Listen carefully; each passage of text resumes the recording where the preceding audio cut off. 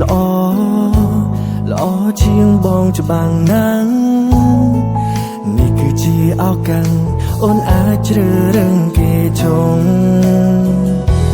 ព្រោះអូនអាចលំបានក្នុងការថែបេះដូងស្មោះ